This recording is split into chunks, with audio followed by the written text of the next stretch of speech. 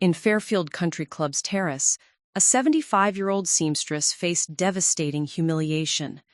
What started as her daughter's wedding took a shocking turn when the groom's mother demanded her exclusion.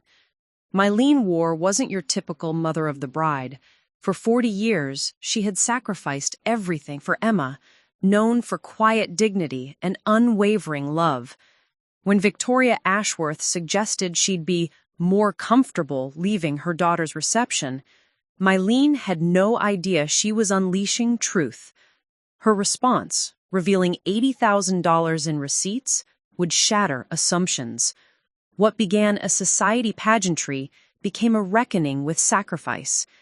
Before we jump back in, tell us where you're tuning in from. And if this story touches you, make sure you're subscribed, because tomorrow I've saved something extra special for you.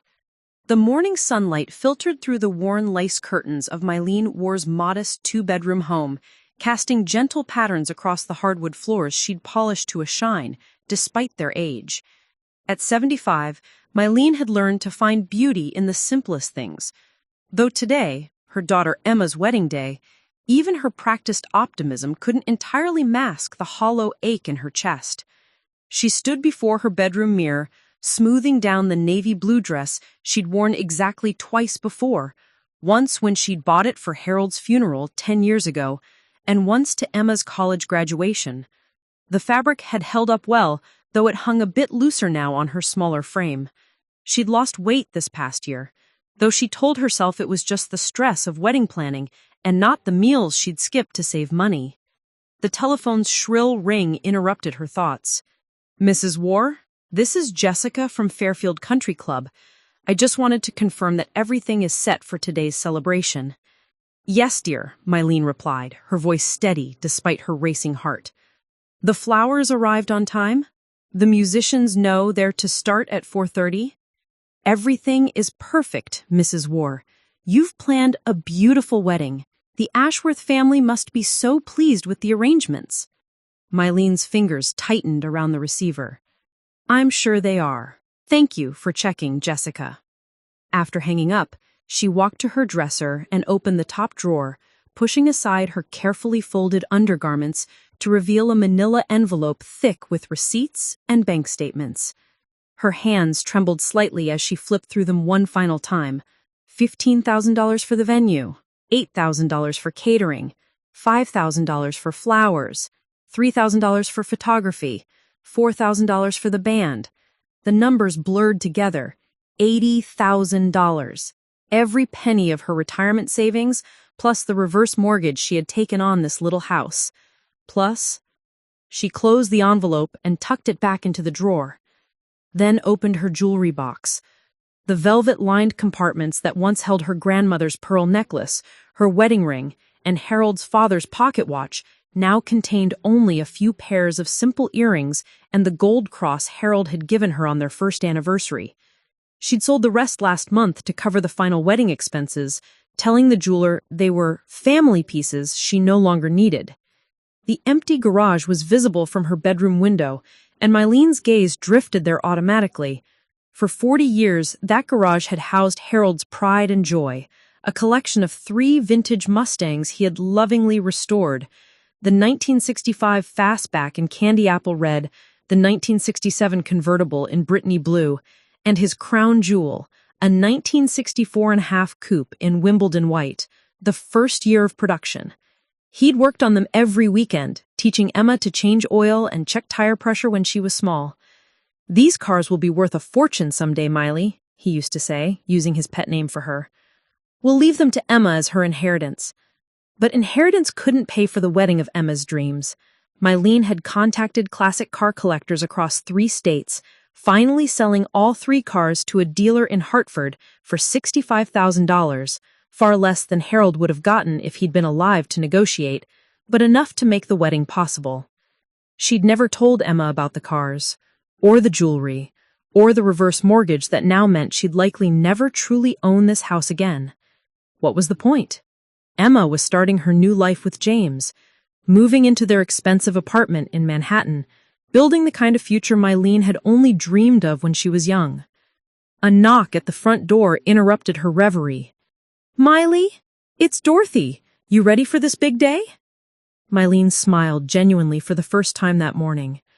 Dorothy Martinez had been her closest friend for over 30 years, ever since their daughters had played together in elementary school. Dorothy was the only person who knew the truth about the wedding's financing, having been the one to drive Mylene to Hartford when she'd sold the cars. "Coming, Dot," she called, taking one last look around her bedroom. On the nightstand sat a framed photo of her and Harold on their own wedding day in 1970. They'd been married at St. Mary's Catholic Church with a reception in the church basement, 50 guests, ham sandwiches, and a cake Dorothy's mother had baked. It had been perfect because they had been together.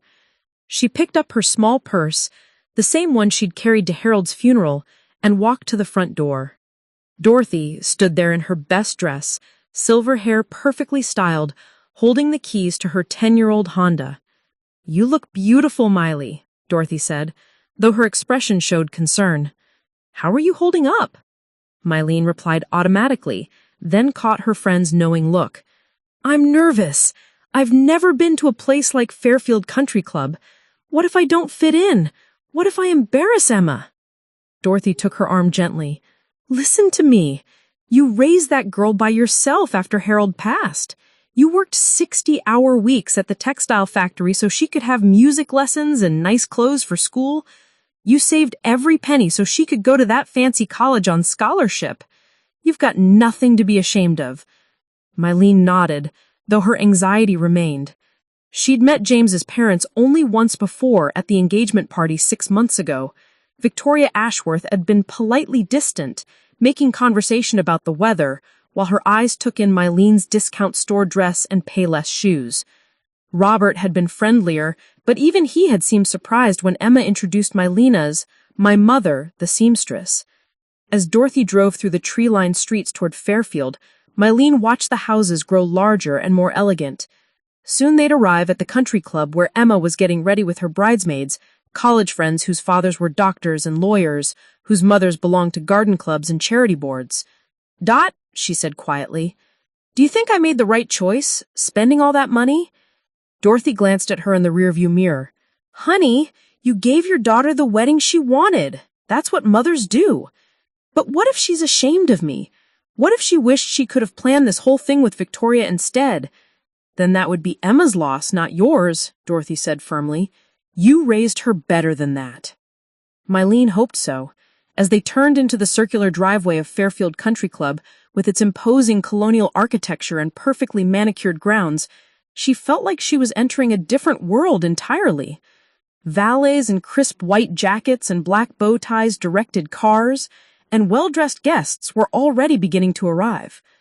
Taking a deep breath, Mylene straightened her shoulders and prepared to step into the celebration she'd made possible, hoping that somehow by the end of the day, she'd feel like she truly belonged there. The circular driveway of Fairfield Country Club curved like an elegant embrace around a fountain where water danced in crystalline arcs. Mylene had seen places like this in movies, but experiencing it in person felt surreal, like stepping into a world that existed parallel to her own, close enough to observe but too refined for her to truly inhabit. Dorothy pulled up behind a gleaming Mercedes, and immediately a young valet in a crisp white jacket and black bow tie appeared at their window. "Good afternoon, ladies. Welcome to Fairfield Country Club." Mylene fumbled with her small purse, wondering if she should tip the young man, but Dorothy squeezed her hand reassuringly. "We're here for the Woore Ashworth wedding," Dorothy announced with the confidence of someone who's never felt out of place anywhere. "Certainly.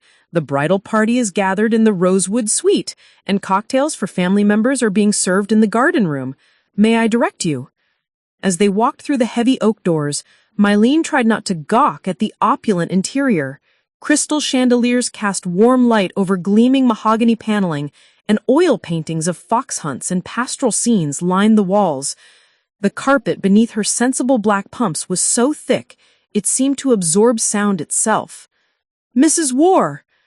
Mylene turned to see Jessica, the wedding coordinator, approaching with a warm smile and a clipboard clutched to her chest. Even the staff here looked more polished than Mylene felt. Jessica's suit was clearly expensive, her makeup professionally applied. "Everything is proceeding beautifully," Jessica continued. "Emma looks absolutely radiant. The photographer is capturing some wonderful shots of her getting ready. Would you like to see her before we begin the family portraits?" "Yes, I'd love to," Mylene replied, then hesitated. I mean, is it appropriate for me to go to where she's getting ready?" Jessica's expression flickered with something, perhaps surprise, before recovering. "Of course! You're the mother of the bride. Follow me." As they walked through corridors lined with photographs of golf tournaments and charity galas, Dorothy leaned close to Mylene's ear. "Stop second-guessing yourself. You belong here as much as anyone." The Rosewood Suite was a spacious room with floor-to-ceiling windows overlooking the golf course. Emma stood before a three-way mirror in her wedding gown, a stunning... Victoria's eyebrows rose slightly. "Oh, please, it's our absolute pleasure. When one's child finds love, no expense should be spared to celebrate it properly. Though I must say I'm impressed with how well Emma adapted to our vision for the celebration." Our vision. The words hit Mylene like a physical blow. Victoria was talking as if she and Robert had planned the entire wedding, as if Mylene's months of careful budgeting and sacrifice had been irrelevant. "The flowers are particularly stunning," Victoria continued, apparently oblivious to Mylene's reaction. "I wasn't sure white peonies would be available this late in the season, but our florist worked miracles. And the string quartet, they're from the Hartford Symphony, you know. Robert has connections there through his business associates." Each word felt like another small knife twist. Those were Mylene's flowers, chosen after hours of research to find something both beautiful and within budget. That was her string quartet, booked after she'd called 17 different musicians and negotiated payment plans. "Victoria," Robert said gently, "perhaps we should—" "Oh, and the menu!" Victoria's eyes sparkled with enthusiasm. "I know some people might have preferred a more traditional approach, but I felt the lobster bisque and beef tenderloin really elevated the entire experience. So much more sophisticated than the usual wedding fare, don't you think?" Mylene nodded mutely, remembering how she'd agonized over every menu choice, ultimately selecting the most expensive options because she wanted Emma to have the best. She'd eaten peanut butter sandwiches for lunch for 3 months to afford the upgrade from chicken to beef. "The cake is stunning, too," Victoria continued. 4 tiers with buttercream roses and gold leaf detailing. I specifically requested they use Belgian chocolate for the groom's cake. James has such sophisticated tastes. Dorothy, who had been listening with growing indignation, stepped forward. "I'm sure Mylene made all those choices with Emma's happiness in mind." Victoria's smile never wavered, but something cold flickered in her eyes. "Oh, I'm sure Mrs. Woore had input, though, of course, with something this elaborate, it really takes a team effort, professional coordination, resources." Her gaze swept over Mylene's simple dress and shoes, experience with this sort of scale. The implication was clear. Mylene was out of her league, a well-meaning amateur who'd been grateful to have the real adults take over the important decisions. The fact that Victoria was completely wrong made it somehow worse. "Mrs. Ashworth," Mylene began, her voice carefully controlled. "Oh, please, call me Victoria. We're family now, after all. And there's no need for false modesty. I know how overwhelming this must all seem. When James first told us about Emma, we were naturally curious about her background, but then we met her and it was clear she has excellent instincts despite everything. She's adapted so beautifully to our family's expectations." Despite everything. The words hung in the air like a bad smell. Mylene felt heat rising in her cheeks, but before she could respond, Victoria was already moving on. "In fact, I've already spoken to Robert about helping Emma and James with their apartment down payment. With New York real estate being what it is, and Emma's limited resources, it seemed like the appropriate thing to do. We can't have them starting their marriage in some tiny walk-up, can we?" Mylene's hands clenched at her sides. Emma hadn't mentioned needing help with an apartment. But then again, Emma had been pulling away lately, sharing fewer details about her life, seeming almost embarrassed when Mylene asked about her plans. "That's very generous," Mylene managed. "Not at all. It's what families do for each other." Victoria's smile was radiant. "I'm just so pleased that Emma found her way to us. James needs someone who can appreciate the finer things in life, and Emma has shown remarkable adaptability." The way Victoria said adaptability made it sound like Emma was a rescue animal who'd been successfully house-trained. "If you'll excuse me," Victoria said, already looking past Mylene to someone else, "I should check on the photographer. We want to make sure we capture everything perfectly. These moments are so precious, and of course, we'll want to share them with all our friends and family." As Victoria glided away, Mylene stood frozen, feeling like she'd been run over by a very polite, very expensive steamroller. "That woman," Dorothy muttered under her breath, "is a piece of work." Robert cleared his uncomfortably. "Victoria gets excited about celebrations. She doesn't mean, oh, I think she means exactly what she says. The question is whether she has any idea who she's talking to." Robert looked genuinely confused, but before anyone could elaborate, Jessica appeared again, clipboard in hand, and looking slightly frazzled. "I'm so sorry to interrupt, but we need to begin the family portraits in about 10 minutes. The photographer wants to capture the golden hour light on the terrace." Family portraits. Mylene's stomach dropped. She'd been dreading this moment all week, imagining herself standing awkwardly next to the Ashworths, the class differences stark and undeniable in every photograph. As they made their way toward the terrace, Mylene caught sight of Emma through the French doors. Her daughter was radiant, laughing with James as they posed for casual shots near the rose garden. James looked handsome in his black tuxedo, every inch of the Prince Charming Emma had always dreamed of. But as Emma's eyes met Mylene's through the glass, something complicated passed between them. Emma's smile faltered for a moment before she composed herself and waved. "She's happy," Dorothy said quietly, following Mylene's gaze. "Yes, she is." "Then you did the right thing." Mylene nodded, trying to convince herself that Dorothy was right, but Victoria's words echoed in her mind. Our vision, our florist, our menu choices, as if Mylene had been nothing more than a grateful bystander to her own daughter's wedding. The photographer, an energetic woman in her 30s with multiple cameras hanging around her neck, was already directing the wedding party into position.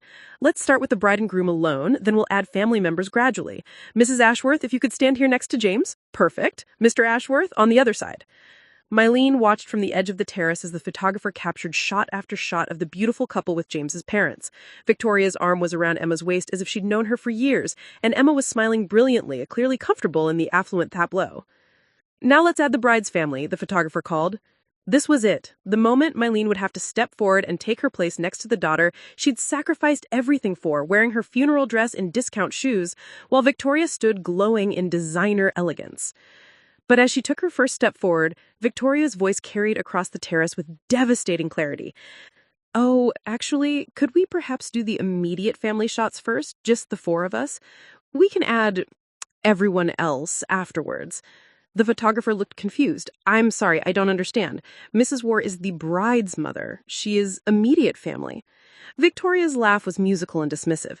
"Well, yes, technically, but for the formal portraits, the ones that will be displayed in our home, sent to our extended family, published in the society pages, surely you understand the importance of composition." The word composition landed like a slap. Mylene understood perfectly. She didn't fit the composition Victoria wanted for her family's story. She was too old, too simple, too working class to be featured prominently in the beautiful narrative the Ashworths were crafting.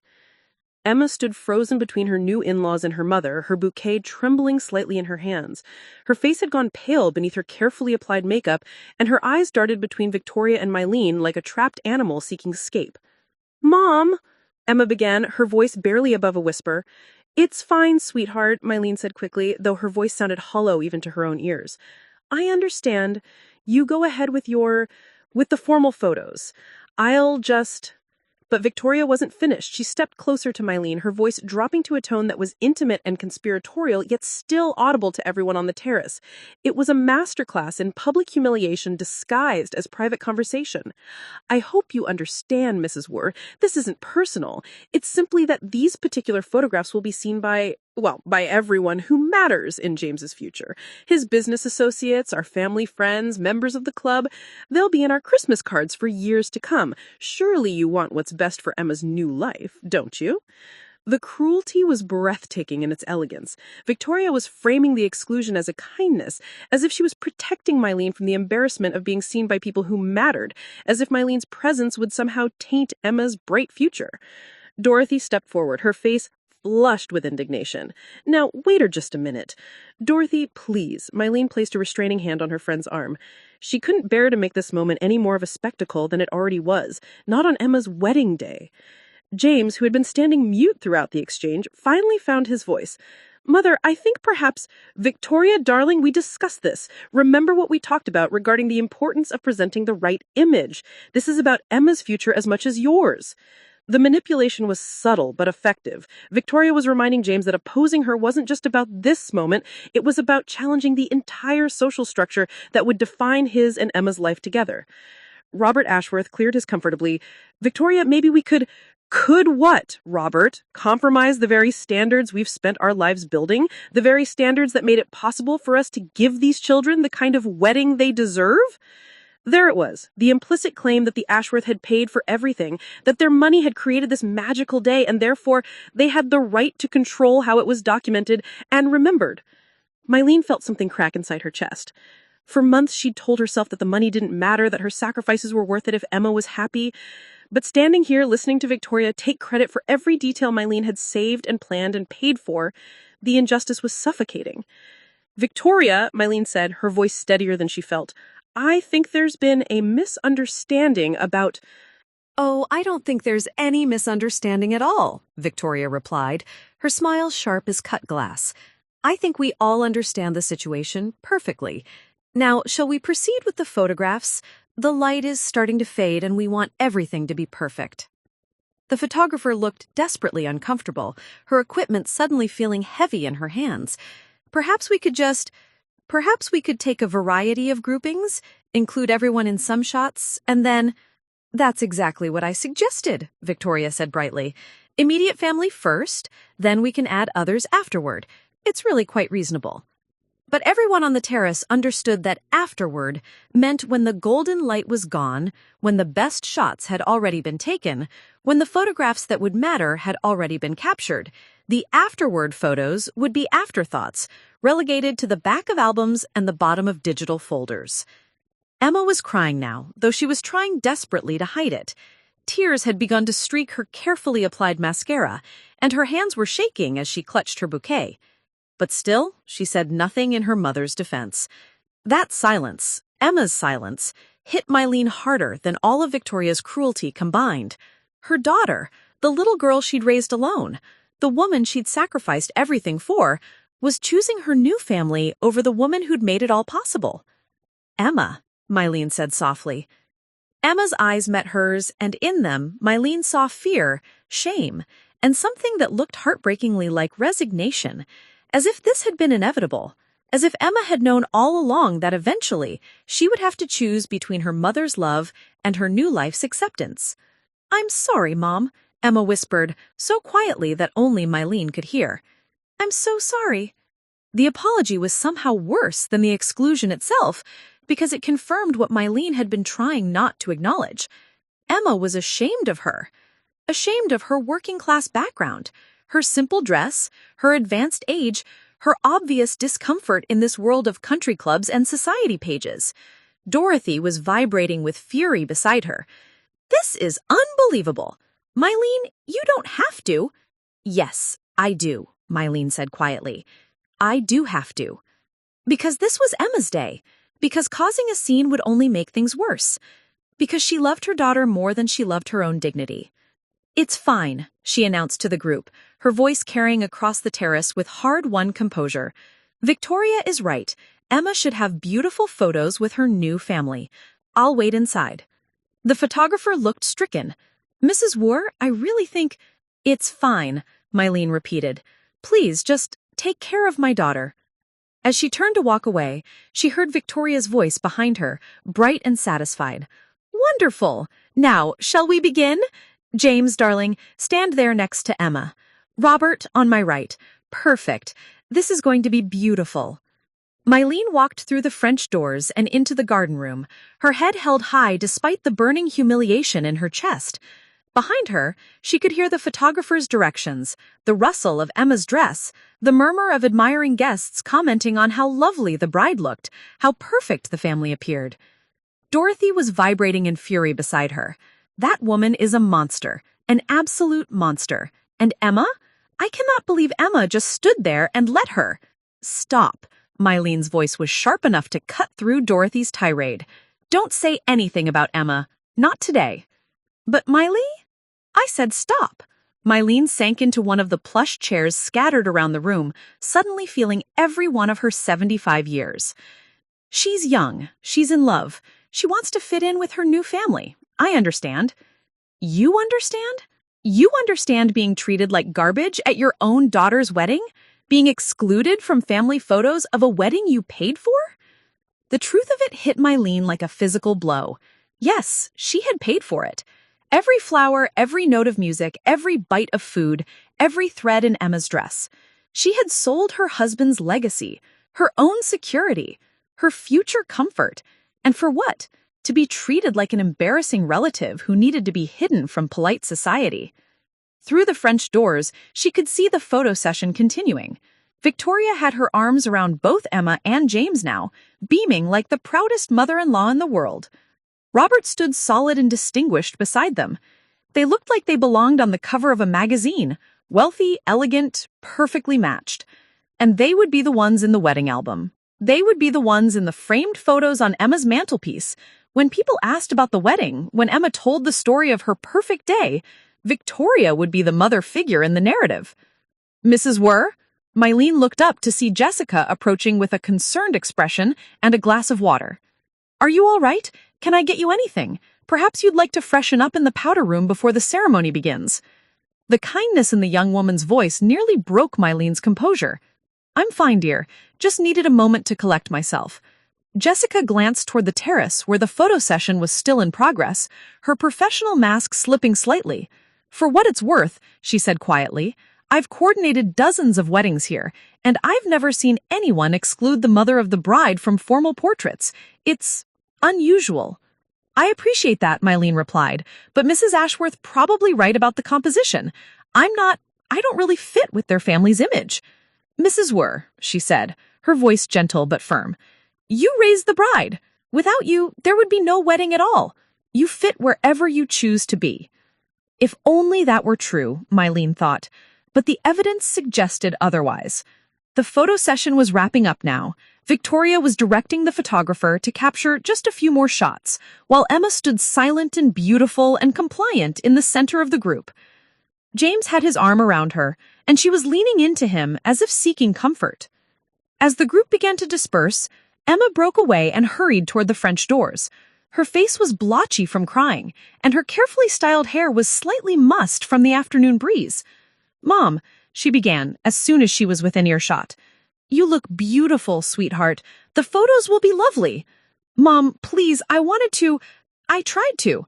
I know you did. And Mylene did know. She could see the conflict in her daughter's eyes, the genuine distress at having to choose between loyalty and belonging. It's your wedding day. You should be happy. But you're not in any of the important pictures. Victoria said there would be other photos, but then we'll take other photos, Mylene said firmly. Dorothy brought her camera. We'll have our own pictures. It was a hollow consolation, and they both knew it. Dorothy's snapshots would never have the professional quality of the formal portraits, would never be displayed prominently, would never tell the official story of Emma's wedding day. I love you, Mom, Emma whispered, reaching for Mylene's hands. I love you too, baby. More than you could ever know. Emma squeezed Mylene's hands, and for a moment, Mylene could see her little girl again, the child who used to climb into her bed during thunderstorms, who brought her dandelions from the yard as if they were roses, who once declared that when she grew up, she wanted to live right next to Mylene forever. But then Victoria's voice cut across the room like a knife through silk. Emma, darling, we need to get you touched up before the ceremony. The photographer wants to capture your entrance, and we can't have you looking anything less than perfect. Emma straightened, the moment broken. I have to go. I know. As Emma walked away, Mylene watched her daughter transform back into the perfect bride, the woman who belonged in this world of country clubs and formal portraits. The woman who had learned that love sometimes required choosing between the family that raised you and the family that would define your future. Dorothy appeared at Mylene's side, her face still flushed with anger. I cannot believe what I just witnessed. I cannot believe that woman had the audacity to— It's done, Mylene said quietly. It's over. But even as she said the words, she knew it wasn't over. This was just the beginning. The ceremony was still ahead, then the reception, then a lifetime of family gatherings where she would always be the outsider. the one who didn't quite fit the composition Victoria was so determined to create. As the guests began filing toward the chapel for the ceremony, Mylene caught her reflection in one of the garden room's mirrors. She looked exactly like what she was, a 75-year-old woman in an old dress, out of place in a world of wealth and privilege. But she also looked like something else, a mother who had sacrificed everything for her daughter's happiness. And whether or not that sacrifice would ever be acknowledged by anyone but herself, the truth remained unchanged. She had made this day possible. Every flower, every note of music, every moment of Emma's joy, it all existed because of her love, her sacrifice, her willingness to give up everything that mattered to her. The question now was whether that truth would ever matter to anyone but her. The chapel at Fairfield Country Club was a masterpiece of understated elegance, with soaring Gothic windows that cast rainbow patterns through stained glass onto gleaming wooden pews. White silk ribbons marked the aisles, and cascades of white peonies, Mylene's peonies, though no one would ever know that, adorned every surface. The altar was framed by towering arrangements that had cost more than most people's monthly rent, their sweet fragrance filling the air with the promise of new beginnings.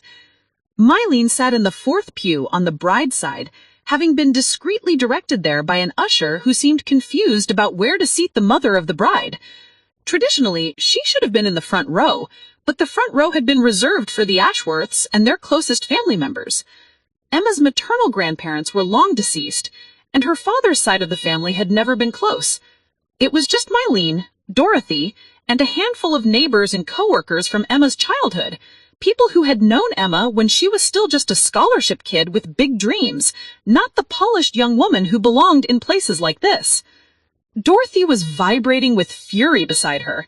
Every few minutes she would lean over and whisper sharp observations.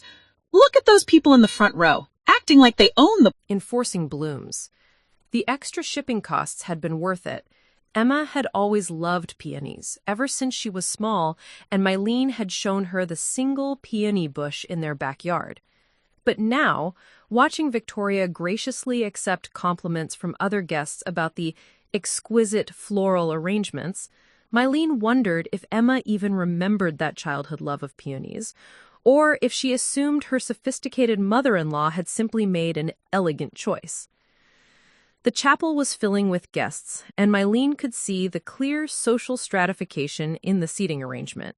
The Ashworth side was populated by people who looked like they stepped from the pages of Town and Country magazine, women in designer suits and men in expensive wool, all carrying themselves with the confidence that came from never having to worry about money or fitting in. They knew the secret handshakes of privilege, the coded language of old wealth, the unspoken rules that governed their world. Emma's side was smaller and more varied. There was Mrs. Peterson, her elderly next-door neighbor who had babysat Emma when Mylene worked double shifts. Mr. and Mrs. Rodriguez, who had owned the corner market where Emma had bought penny candy with her allowance. Janet from the textile factory, who had covered for Mylene when Emma had school events during work hours. These were good people, hard-working people, but they looked as out of place in this elegant chapel as Mylene felt. She watched them fidget with their programs, smooth their department store dresses, and speak in hushed voices, as if afraid their working-class accents might somehow contaminate the refined atmosphere. They were here because they loved Emma, because they remembered her as the bright little girl who had grown up among them, but they clearly understood they were visitors in a world that wasn't theirs. The division was painful to witness. Emma's life was literally split down the middle of the chapel, with her past on one side and her future on the other, and the contrast between them couldn't have been starker. "Ladies and gentlemen, please rise." Father Miguel Santos's voice carried across the chapel with warm authority. Mylene had known Father Miguel for 15 years. He had officiated Harold's funeral, had counseled her through the darkest days of her grief, had watched Emma grow from a shy teenager into a confident young woman. She had specifically requested him for the wedding, and Victoria had agreed, though she'd made it clear she would have preferred someone with more social connections. The wedding march began, and Mylene's breath caught in her throat as Emma appeared at the back of the chapel. Her daughter looked like something from a fairy tale, her ivory gown flowing behind her like liquid silk, her face radiant with joy and nervous excitement. The dress fit perfectly. Mylene had insisted on the best seamstress in Connecticut, even though the alterations had cost nearly as much as most people spent on entire dresses.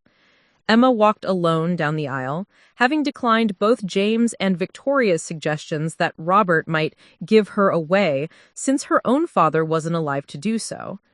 At the time, Mylene had been proud of Emma's independence, but now she wondered if Emma simply wanted to avoid the awkwardness of having to choose between honoring her mother and accommodating her new family's preferences. As Emma passed Mylene's pew, their eyes met for just a moment. Emma's smile faltered slightly, and Mylene saw a flash of something, guilt, regret, apology, before her daughter composed herself and continued toward the altar where James waited with a look of absolute adoration. The ceremony began, and Mylene found herself transported back to her own wedding day 35 years ago. She and Harold had stood before Father O'Malley at St. Mary's, surrounded by family and friends who had known them their entire lives. Her dress had come from JCPenney, her flowers had been picked from her mother's garden, and the reception had been held in the church basement with folding chairs and potluck dishes. It had been simple, humble, and perfect, not because it was expensive or elegant, but because it had been theirs. A reflection of who they were and where they came from, surrounded by people who truly knew and loved them. This ceremony, for all its beauty and sophistication, felt strangely impersonal. The guests were admiring the aesthetics, the flowers, the music, the bride's dress, but how many of them actually knew Emma? How many remembered her as anything other than James's fiancée or the scholarship girl who did well for herself? Father Miguel's voice drew her attention back to the altar. Marriage is not just the union of two people, but the joining of two families, two histories, two legacies of love that have shaped these young people into who they are today.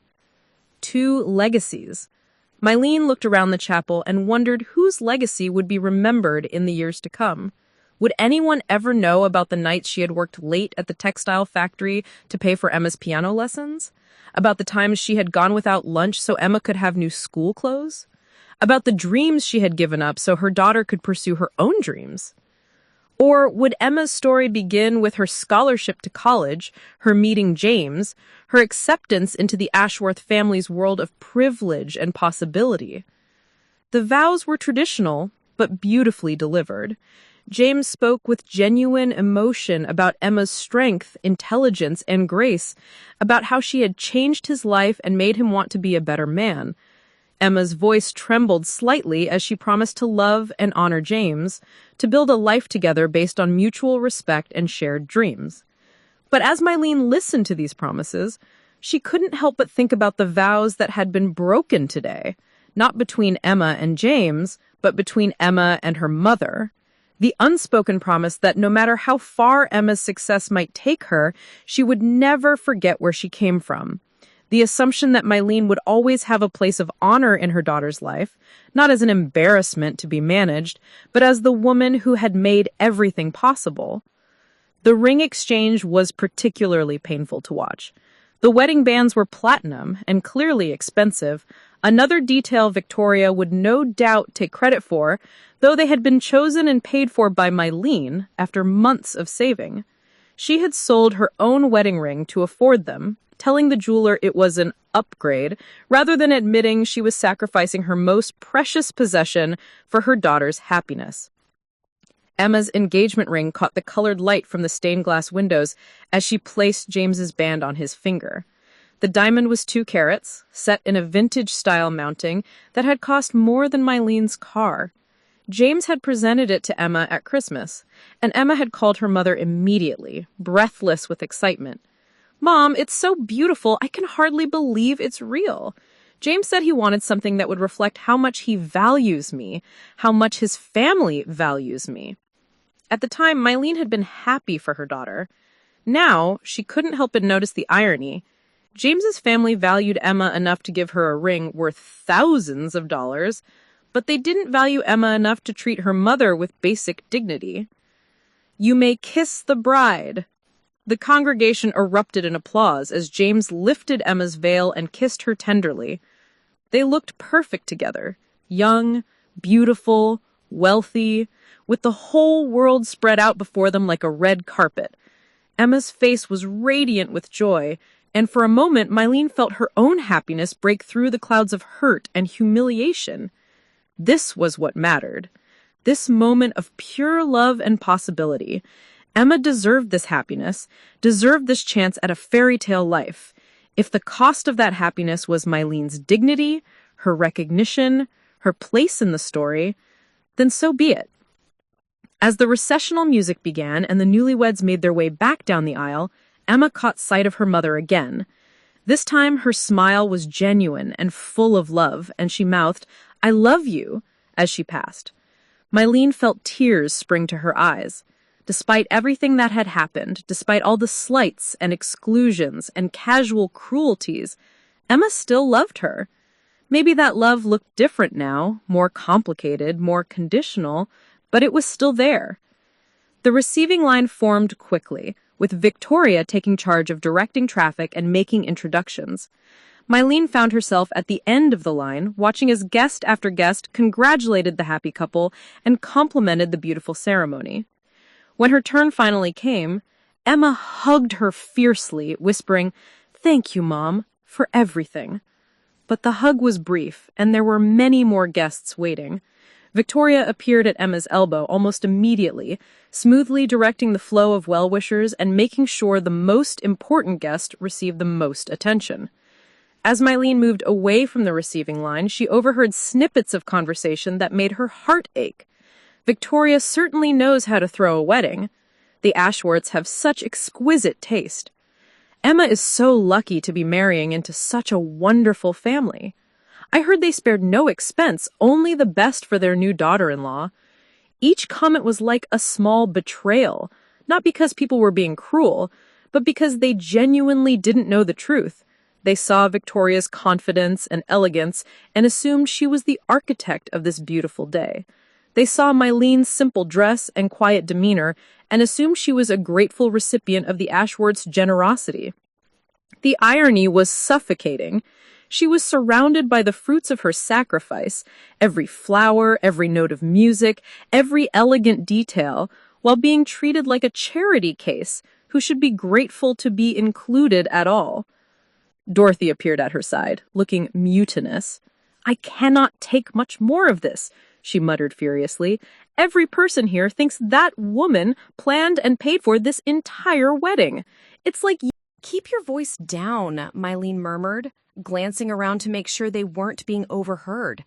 "I will not keep my voice down. This is outrageous. Someone needs to tell these people the truth." But even as Dorothy spoke, Mylene could see how impossible that would be. These people, Victoria's friends, members of her social circle, wanted to believe the story Victoria was telling. It made sense to them that someone of Victoria's obvious refinement and resources would be the driving force behind such an elegant celebration. The alternative, that a 75-year-old seamstress from a modest neighborhood had somehow funded this entire affair, was too unlikely for them to consider. "Mrs. Woore?" Mylene turned to find Robert Ashworth, approaching with what appeared to be genuine concern. James's father had been the most gracious member of the Ashworth family throughout the day, and his discomfort with his wife's behavior was becoming increasingly apparent. "I hope you're enjoying the celebration," he said, though his eyes suggested he already knew the answer. "It's beautiful," Mylene replied carefully. "Emma looks so happy." Robert nodded, then seemed to struggle with something he wanted to say. "Mrs. Woore, I want you to know that sometimes Victoria gets very invested in creating the perfect event. She doesn't always, that is, she can be..." "It's fine, Mr. Ashworth," Mylene said, sparing him the difficulty of criticizing his wife. "I understand that this is an important day for your family, too." But Robert shook his head. "It's not fine. Today has been... I've seen things that aren't right. The way you've been treated, the assumptions that have been made, it's not right. For a moment, Mylene felt a flutter of hope. Here was someone from the Ashworth family who seemed to recognize the injustice of the situation, who might be willing to speak up or set the record straight. But then Victoria's voice cut across the terrace like a bell, clear and commanding. "Robert, darling, come here. Mrs. Hamilton wants to hear about our plans for the honeymoon gift." Robert's face tightened, but he responded to his wife's call like a well-trained dog. "Excuse me, Mrs. Woore, I should—" And he was gone, leaving Mylene once again on the periphery, watching the story of her daughter's wedding being rewritten in real time.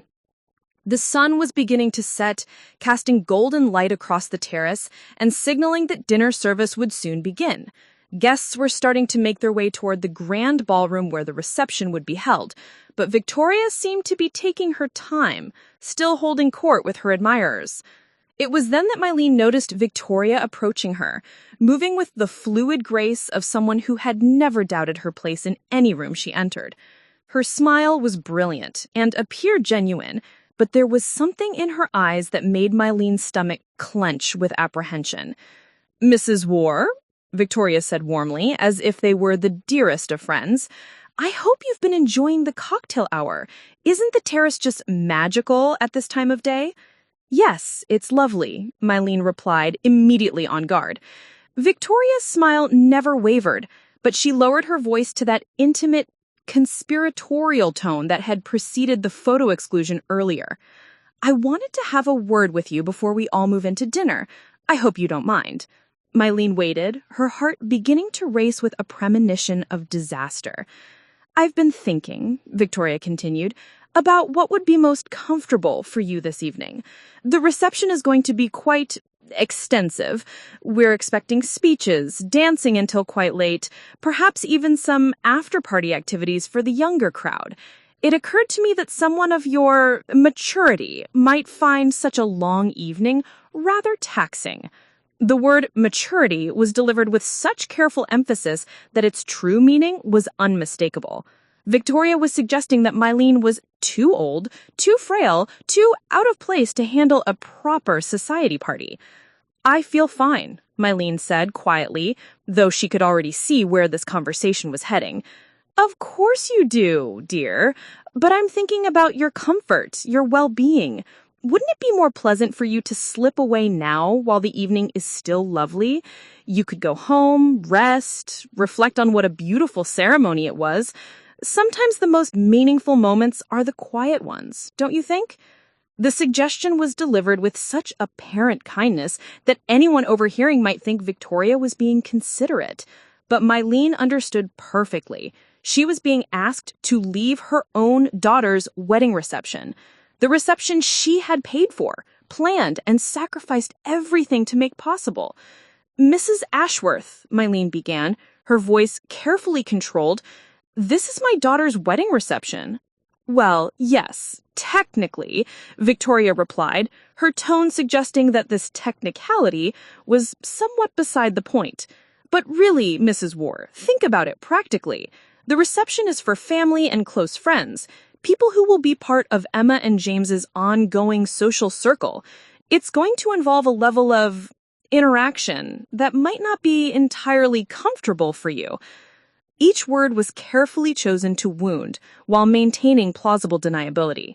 Victoria was telling Mylene that she didn't belong among Emma's new social circle, that her presence would be awkward and uncomfortable, not just for herself, but for everyone else.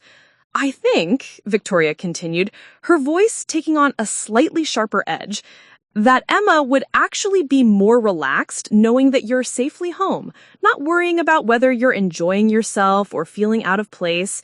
It would be such a kindness to her, really. On her wedding day, she should be free to celebrate without any concerns." It was masterfully done. Victoria was framing Mylene's exclusion as a gift to Emma, as if the most loving thing a mother could do on her daughter's wedding day was to disappear so Emma wouldn't have to worry about her. Dorothy had been watching this conversation from a few feet away, and now she stepped forward with fire in her eyes. "Excuse me, but did you just suggest that the mother of the bride leave her daughter's wedding reception?" Victoria's smile didn't waver. I was simply pointing out that Mrs. Woore might be more comfortable. More comfortable? She's the mother of the bride. She planned this entire wedding. Dorothy, please, Mylene said quietly, placing a restraining hand on her friend's arm. She couldn't bear to create a scene. Not here, not now. But the truth was bubbling up inside her like a geyser under pressure. Actually, Victoria said, her voice taking on a slightly sharper edge, I think there may be some confusion about the planning process. While I'm sure Mrs. Woore had input, the reality is that an event of this magnitude requires considerable resources and expertise.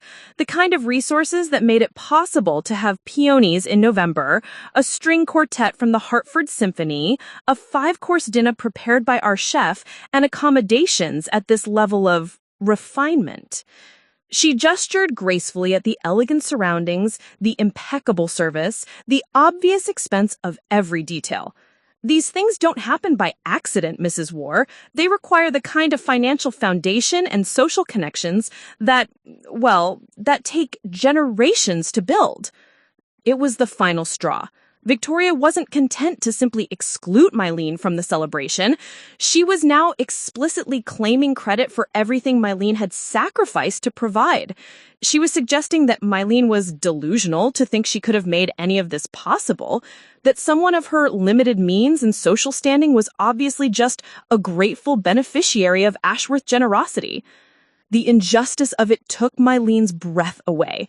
She looked around the terrace, at the flowers she had chosen, the musicians she had hired, the elegant space she had rented, and the guests who were enjoying food and drink she had paid for, while being told she was too insignificant to have played any real role in creating it. "You're right," Mylene said, suddenly, her voice cutting through Victoria's satisfied smile. "Do you take consideration?" Victoria said, suddenly feeling less confident than she had moments before. "Oh, I understand perfectly," Mylene replied, her voice gaining strength with each word. "I understand exactly what kind of resources it takes to create an event like this." Dorothy was staring at her with growing excitement, recognizing the change in her friend's demeanor. "Mrs. Woore," Victoria said, her voice suddenly slightly more forced, "I hope you're not going to make this difficult. I really was trying to be considerate." "Considerate?" Mylene laughed, and there was something in that laugh that made several nearby guests turn to look. Emma and James, who were posing for photos near the fountain, looked up in alarm as they noticed the crowd gathering around Mylene and Victoria. "Mrs. Woore," Victoria said urgently, "perhaps we should take this conversation somewhere private." "No," Mylene said firmly, "I don't think so. I think it's time for some very public truths." And with that, she turned and walked toward the French doors leading back into the club, leaving Victoria standing on the terrace with her mouth open and her careful composure finally completely shattered. The moment of reckoning had arrived. Mylene walked through the French doors with purpose, her navy dress rustling against her legs as she made her way across the garden room toward the ladies' powder room, where she had left her purse hours earlier. Behind her, she could hear the murmur of confused voices on the terrace, Victoria's sharp tone trying to regain control of the narrative, Dorothy's footsteps following her inside. "Mylene," Dorothy called softly, "what are you doing?" "What I should have done hours ago," Mylene replied, her voice steadier than it had been all day. She found her purse tucked discreetly behind a potted palm where she had placed it during the photo session, and retrieved the manila envelope she had hidden in its depths, the same envelope she had reviewed that morning in her bedroom, the one containing every receipt, every bank statement, every piece of documentation that proved the truth about this wedding. She had brought the papers without really knowing why, perhaps out of some instinct for self-preservation, or maybe because she had sensed even then that this day would require proof of her sacrifices. Now, holding the envelope in her trembling hands, she felt something she hadn't experienced in months: power. "Are you sure about this?" Dorothy asked, though her eyes were shining with anticipation. "Once you do this, there's no going back." "There's already no going back. I've been invisible for too long." Through the French doors, she could see the crowd on the terrace growing larger as more guests sensed the drama unfolding.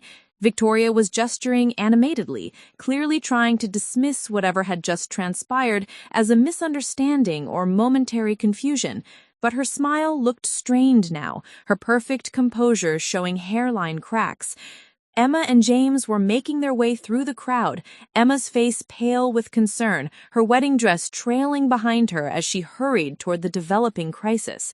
James looked bewildered, clearly not understanding what had transpired, but recognizing that something significant was happening.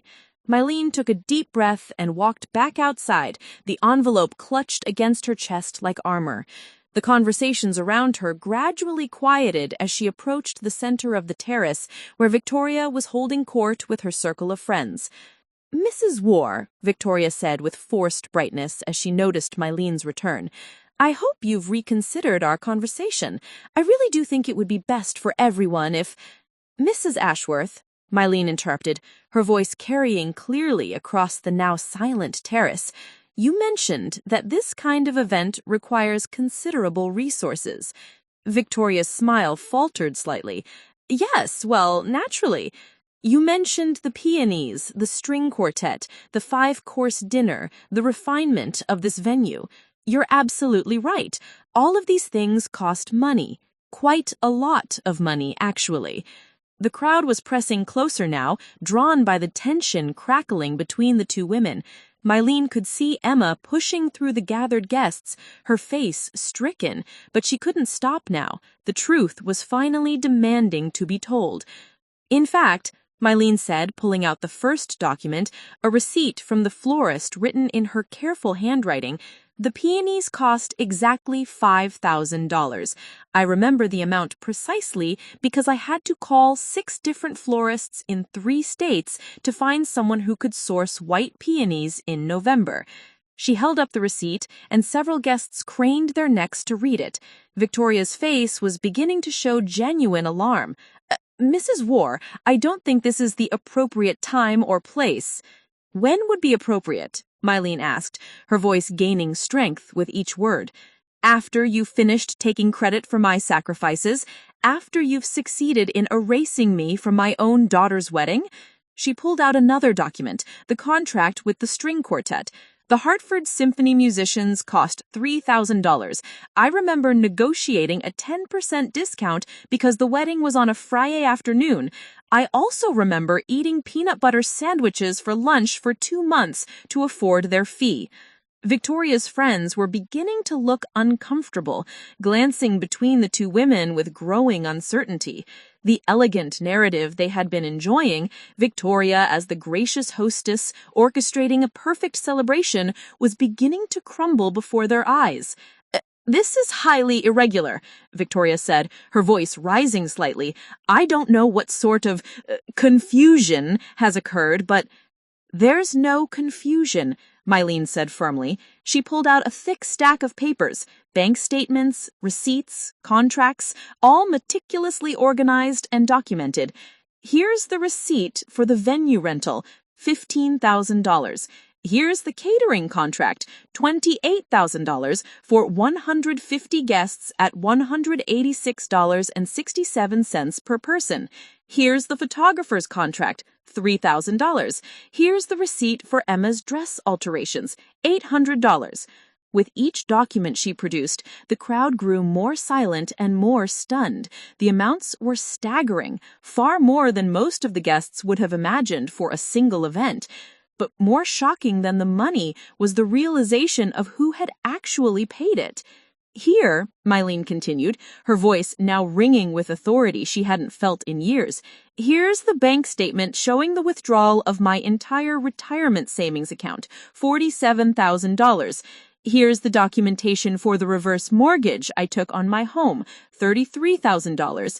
And here," she pulled out the most painful document of all, "here's the receipt from Classic Motors of Hartford for the sale of 3 vintage Mustangs, $65,000. Emma had reached the front of the crowd now, her face white as paper, one hand pressed to her mouth in horror. "Mom, what are you saying?" Mylene turned to her daughter, and for the first time all day, Emma could see the full extent of what her wedding had cost, not just in money, but in sacrifice, in dignity, in a lifetime of security surrendered for one perfect day.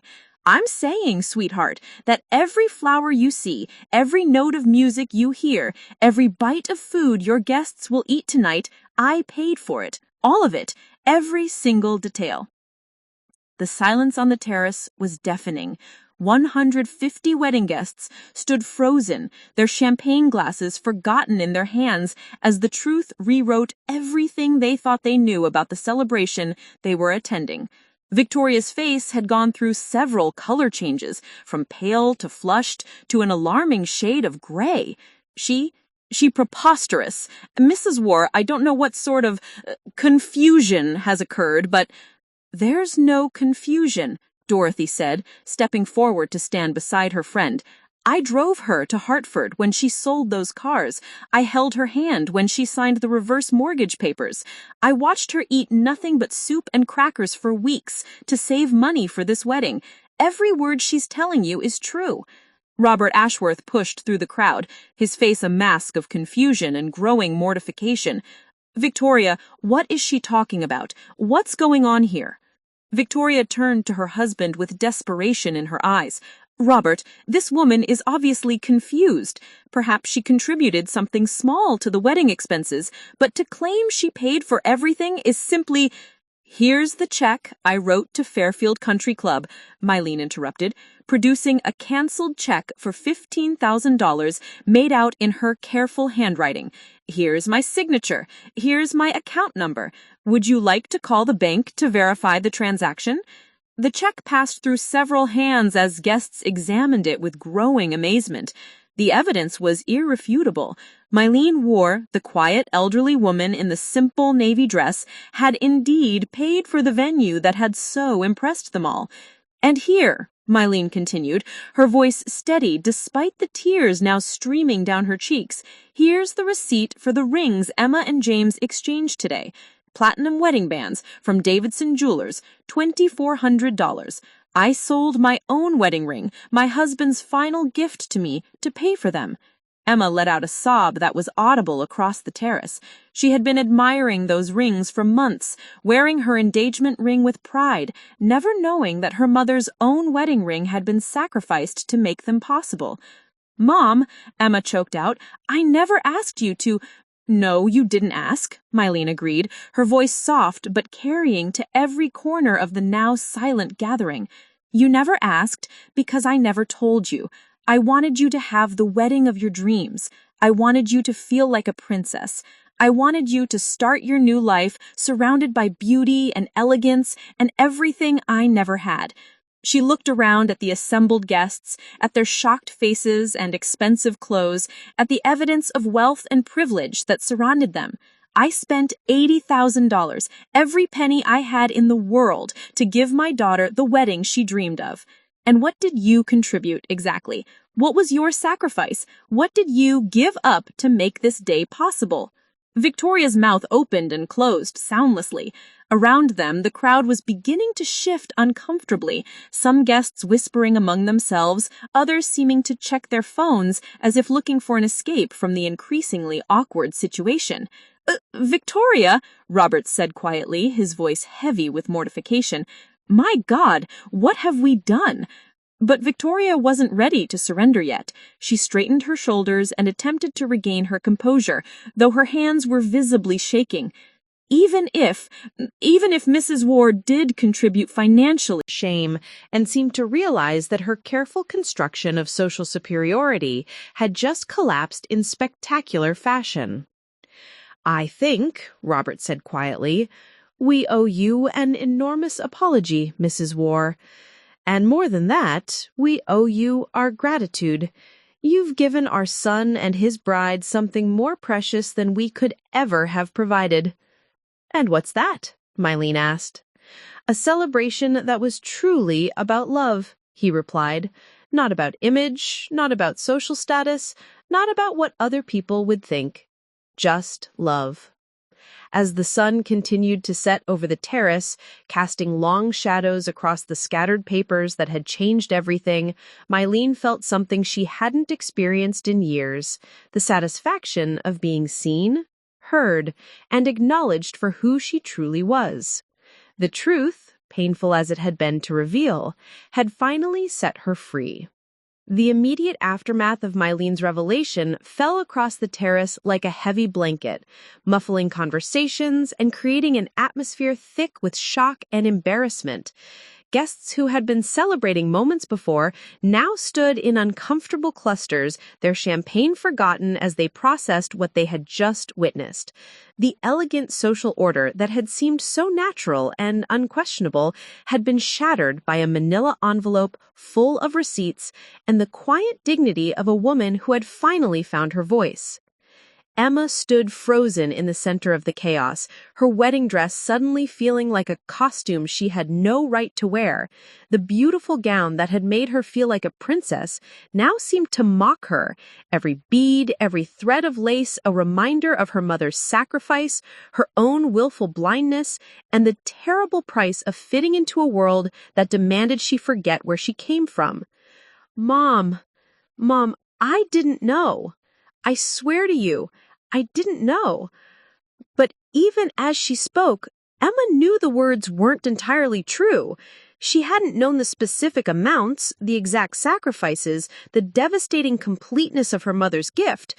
But she had suspected, she had wondered, and she had chosen not to ask, because asking would have required acknowledging truths that made her uncomfortable, that complicated the narrative she wanted to believe about her new life. Mylene looked at her daughter, this beautiful young woman in her ivory silk gown, her carefully styled hair now slightly mussed, her makeup streaked with tears, and felt her heart breaking, not with anger, but with love. Emma looked so young suddenly, so vulnerable, stripped of the sophisticated poise she had cultivated over the past few years. Mom, I didn't know, she said gently. And I never wanted you to know. I wanted you to feel like you deserved all of this, like it was natural and right that you should have such beautiful things. Emma's face crumpled completely then. The careful composure she had maintained throughout the day, the bride's radiant smile, the gracious acceptance of congratulations, the seamless performance of happiness dissolved into raw grief and guilt. But it wasn't right, she sobbed. None of it was right. I let her, she gestured helplessly toward Victoria, who was standing several feet away looking shell-shocked, supported by Robert's protective arm. I let her treat you like you didn't matter, like you were some charity case who should be grateful to be included.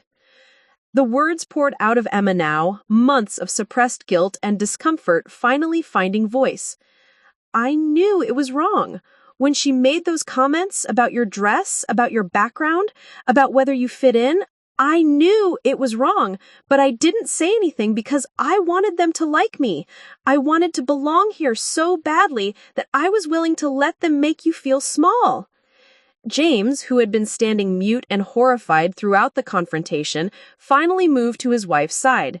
His face was flushed with shame and confusion, his usual easy confidence completely shattered by the revelation of his family's behavior and assumptions. Emma, he said softly, reaching for her hand, don't blame yourself. This is all on us, on my family, on me for not asking the right questions, for not standing up when I should have. He turned to face Mylene, his young face earnest with remorse. Mrs. Woore, I need you to know that I had no idea about any of this. My mother told me that both families were contributing to the wedding expenses, that it was all being worked out between the parents. I never imagined, I never would have allowed what? Mylene asked. Me to express my love to my daughter in the best way I knew how? James struggled for words. No, that's not, I never would have allowed you to sacrifice so much. If I had known, we would have insisted on something smaller, something more affordable. We would have... What have you done, James? Mylene interrupted, not unkindly. asked me to not give my daughter the wedding she dreamed of, asked Emma to settle for less than she deserved because her mother couldn't afford it? The question hung in the air, exposing the impossible complexity of the situation. Even with the best intentions, James's family's wealth created a framework where Mylene's options were either to bankrupt herself to keep up, or to watch her daughter settle for less than her new family could easily provide. Victoria, who had been unusually silent during this exchange, finally found her voice. Her words came out in a rush, defensive and desperate. "Mrs. Woore, you have to understand, we never meant for you to... We had no idea you were putting yourself in such a position. If you had just told us, if you had been honest about your financial situation, we could have..." "Could have what?" Dorothy interjected, her voice sharp with indignation. "Could have condescended to her even more than you already did? Could have made it even clearer that she didn't belong in your world?" Victoria's face flushed. "I never said she didn't belong." Dorothy shot back. "You didn't have to say it. Every look, every comment, every suggestion that she might be more comfortable somewhere else said it loud and clear. You took one look at this woman and decided she was beneath you, beneath your family's standards. You never bothered to find out who she really was or what she was capable of." Father Miguel, who had been observing the confrontation with the patient wisdom of someone who had counseled families through decades of crises, stepped forward with gentle authority. "Perhaps," he said quietly, "this conversation might be better continued in private. The wedding guests are beginning to ask questions, and this is still Emma and James's wedding day." He was right. The terrace was still populated with clusters of guests, many of whom were clearly uncomfortable with witnessing such intimate family drama. Some had discreetly moved toward the ballroom, seeking refuge in the familiar rituals of dinner and dancing, while others lingered at the edges, drawn by curiosity but unsure how to process what they had just witnessed. "No," Emma said suddenly, her voice stronger than it had been all day. "No, I think people should know. They should know who really made this day possible. They should know what my mother sacrificed while everyone was congratulating the wrong person." She wiped her eyes with the back of her hand, smearing what remained of her makeup, and turned to address the remaining guests directly. Her voice was shaky, but determined. As she spoke, "I need everyone to hear this. Today has been beautiful, more beautiful than I ever dreamed possible. But I need you to know that every beautiful thing you see here, every elegant detail, every perfect moment, it all exists because of my mother's love and sacrifice." The guests who remained on the terrace turned their full attention to Emma, drawn by the raw emotion in her voice and the unprecedented nature of a bride making such declarations on her wedding day. "My mother sold her house, her savings, even my father's vintage car collection to pay for this wedding. She gave up her security, her comfort, her future, all so I could have one perfect day. And while she was making these impossible sacrifices, I was so busy trying to fit into this world that I let her be treated like an afterthought, like a charity case who should be grateful to be included." Emma's voice broke, but she pressed on, her voice growing stronger with each word. "And to anyone who thought my mother wasn't sophisticated enough, wasn't elegant enough, wasn't wealthy enough to belong here, you were wrong. She is the most elegant woman I know because true elegance comes from character, from sacrifice, from love. She has more class in her little finger than most people have in their entire bodies." The terrace had fallen completely silent except for Emma's voice and the distant sound of music drifting from the ballroom. Several guests were openly crying, moved by both Emma's words and their own complicity in the day's events. James stepped forward to stand beside his wife, his own voice rough with emotion. "Emma is right. Mrs. Woore, I owe you an apology that I can never adequately express. You gave us something precious beyond measure, and my family, my mother, responded with condescension and cruelty. There is no excuse for that behavior." He turned to address his parents directly, his young face set with new resolve. "Mother, Dad, I love you both, but what happened here today was wrong. profoundly wrong. Mrs. Woore deserved our gratitude, our respect, our admiration. Instead, she received treatment that was not just unkind, but unconscionable. Robert stepped forward, his face gray with shame. James is right. Mrs. Woore owe you both. Telling and preparing this story took us a lot of time, so if you are enjoying it, subscribe to our channel. It means a lot to us. Now, back to the story. "I'm so sorry to interrupt," she said carefully, "but the catering staff is asking about dinner service. Should we proceed with the reception or—" The question forced everyone to confront the reality that this was still, technically, a wedding celebration. Despite everything that had happened, there were still 150 guests expecting dinner, dancing, and the traditional festivities that marked such occasions. Emma looked around at the faces surrounding her. Her mother, worn down by years of sacrifice and the day's emotional revelations. Her new husband, struggling to process his family's behavior and his own complicity.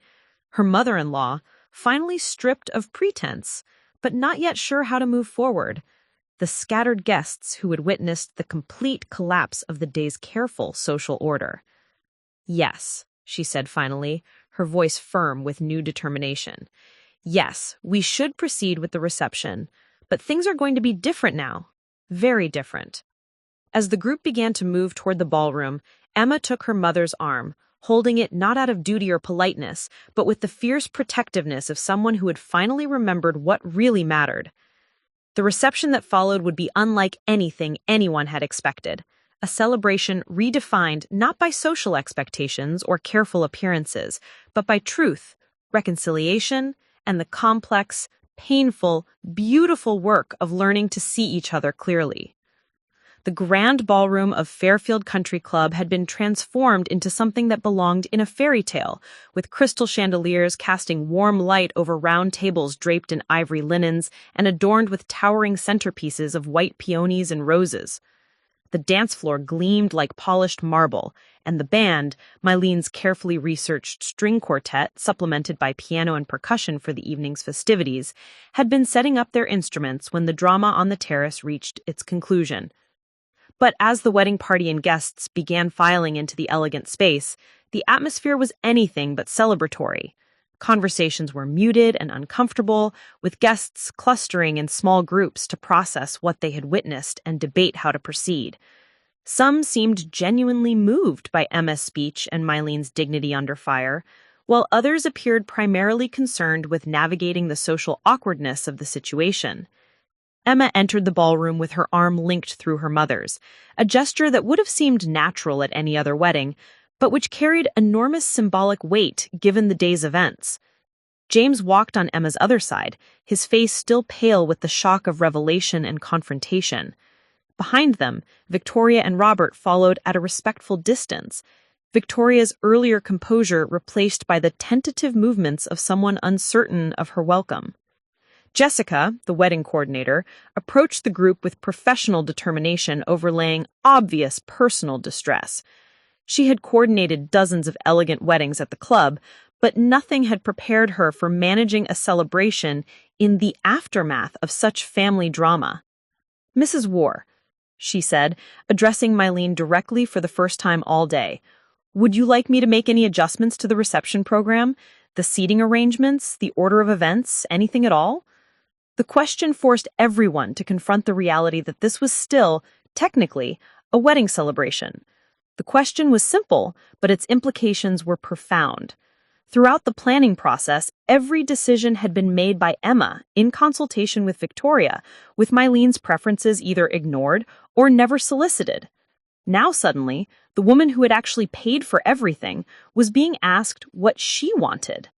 Mylene looked around the beautiful ballroom, at the flowers she had chosen, the elegant table settings she had approved, the space she had booked after carefully reviewing dozens of venues online since she couldn't afford to visit them all in person. Every detail reflected her desire to give Emma something perfect, but she had never been consulted about the actual celebration. Emma said before Mylene could respond, "Mom, I'd like my mother to sit at the head table, next to me where she belongs." Jessica nodded immediately, Of course, I'll have the place settings adjusted right away. The original seating chart had placed Mylene at a side table with Dorothy and a few family friends, while the head table was reserved for the bridal party and immediate family, a designation that had somehow excluded the mother of the bride. Now, as staff hurried to rearrange place cards and table settings, the symbolic correction felt like a small step toward justice. As guests found their seats amid continued murmurs of conversation, Father McGill approached the makeshift podium that had been set up near the head table. His presence seemed to calm the nervous energy in the room, his gentle authority providing an anchor of stability in the midst of emotional chaos. "Ladies and gentlemen," he said, his warm voice carrying easily through the ballroom, "before we begin this celebration, I think it's important to acknowledge what we've all witnessed today. We've seen the power of truth to transform relationships, the courage required to stand up for dignity, and the possibility of redemption even in our darkest moments." The room fell silent, all attention focused on the priest who had known both families and had watched the day's events unfold with compassionate wisdom.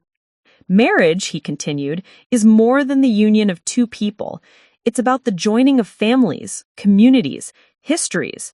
Today we've been reminded that those histories are complex, that they include sacrifice and struggle as well as joy and celebration. We've also been reminded that love takes many forms, romantic love certainly, but also the profound love of a parent willing to give up everything for a child's happiness." His words seemed to settle over the room like a blessing, reframing the day's painful revelations as part of a larger story about love, sacrifice, and the possibility of growth and understanding. Emma rose from her seat at the head table, her wedding dress rustling softly as she moved to stand beside Father Miguel. Her face was still blotchy from crying, her makeup long since ruined, but there was something radiant about her, a kind of authentic beauty that had been missing earlier in the day when she had been performing the role of perfect bride. "I know this isn't the traditional time for speeches," she began, her voice steady but the tremor of emotion beneath it. "But I need to say some things that can't wait." She turned to face her mother, who was seated to her right at the head table, looking dignified but exhausted in her simple navy dress. "Mom, I have spent the last few years of my life trying to become someone I thought was more sophisticated, more polished, more worthy of the opportunities I'd been given. In doing so, I lost sight of who raised me, who shaped me, who sacrificed everything to make those opportunities possible." Emma's voice grew stronger as she continued. "It was 60 hours a week for 40 years to support me. She never missed a school play, a parent-teacher conference, or a piano recital. She taught me about integrity, about hard work, about treating people with kindness regardless of their circumstances. She sold everything she owned, including my father's most treasured possessions, to give me this wedding." Emma's voice broke slightly, but she pressed on. "And while she was making these incredible sacrifices, I was so busy trying to fit into this world that I forgot the most important lesson she ever taught me, that true worth comes from character, not from bank accounts or social connections." She turned to address the room directly. "Every beautiful thing you see here tonight exists because of my mother's love. The flowers, the music, the food, this gorgeous venue. It's all here because a 75-year-old seamstress loved her daughter enough to give up her security for one perfect day." Scattered applause began, growing stronger as more guests joined in until the entire ballroom was filled with the sound of appreciation from Mylene's sacrifice. Several people were openly crying, moved by both Emma's words and their own recognition of how badly they had misjudged the quiet woman in the navy dress. Mylene sat frozen in her chair, overwhelmed by the public acknowledgement she had never expected to receive. For months, she had told herself that recognition didn't matter, that her daughter's happiness was reward enough. But hearing Emma finally speak the truth about her sacrifices, seeing the room full of people applauding her love and dedication, felt like a weight lifting from her heart. James stood next, his young face serious with new understanding. "Mrs. Woore, I owe you a debt I can never repay. You gave Emma the foundation of strength and character that made me fall in love with her. You raised a woman of integrity, intelligence, and grace. And then you gave us this incredible celebration of our love." He paused, clearly struggling with emotion. "I promise you, I swear to you, that I will spend the rest of my life trying to be worthy of the woman you raised and the sacrifice you made for our happiness." The applause that followed was even stronger, and several guests called out words of agreement and support. The mood in the room was shifting, transforming from awkward embarrassment to genuine appreciation and respect. But all eyes turned to Victoria when she slowly rose from her seat. Her face was still stained with tears, her perfect composure completely abandoned, but there was something resolute in her posture, the bearing of someone who had made a difficult decision and was prepared to see it through. "Mrs. Woore," she began, her voice shaky but audible throughout the room, "I stand before all these people to say that I have been wrong about you in every possible way. I judged you by your clothes, your background, your age, your apparent lack of familiarity with places like this. I decided you were somehow less than me, less worthy of respect and consideration." Victoria's voice grew steadier as she continued, as if the act of public confession was giving her strength. "You All day, she felt not like an outsider looking in, but like an honored guest at her own daughter's celebration. As the evening progressed, Emma made sure her mother was included in every tradition: the cake cutting, the bouquet toss, the anniversary dance where couples married longest were honored. When the DJ announced the traditional mother-daughter dance, Emma took Mylene's hand and led her onto the floor while the entire room watched with warm appreciation. "I love you, Mom," Emma whispered as they swayed to the music. "I'm so sorry it took me so long to remember what really matters." "I love you too, sweetheart," Mylene replied, holding her daughter close. "And I forgive you. We all forget sometimes. What matters is remembering." As the reception continued into the evening, something beautiful emerged from the ashes of the day's earlier humiliation. The celebration became more authentic, more meaningful, more joyful, precisely because it was built on truth rather than pretense. Guests who might never have spoken to each other in normal circumstances found themselves sharing stories and laughter across social divides. Victoria, meanwhile, seemed to have aged years in the space of hours. But there was something lighter about her too, as if the burden of maintaining perfect appearances had finally been lifted from her shoulders. She spent much of the evening in quiet conversation with Robert, presumably processing the day's revelations and beginning the difficult work of examining her own attitudes and behaviors.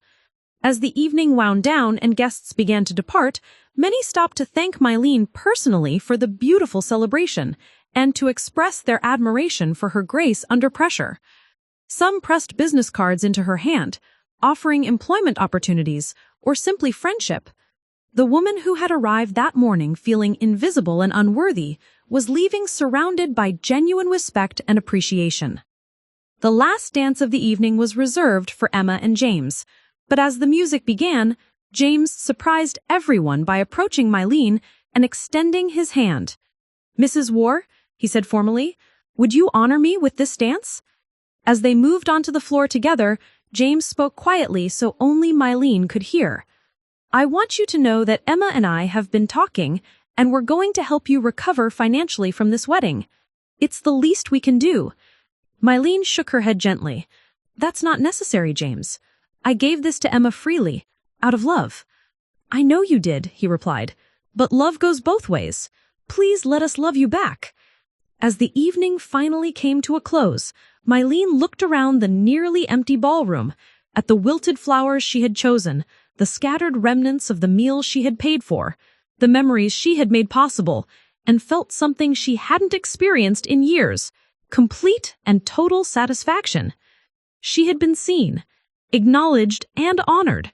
Her sacrifice had been recognized, her worth affirmed, her love celebrated. Most importantly, she had found her voice and used it to stand up for herself and her dignity. The wedding she had paid for had become, in the end, exactly what she had always wanted it to be: a celebration of love in all its forms, including the profound, transformative love between a mother and daughter. 3 days after the wedding, Mylene sat in her small kitchen nursing her second cup of coffee and staring at the stack of thank you cards that had already begun arriving in the mail.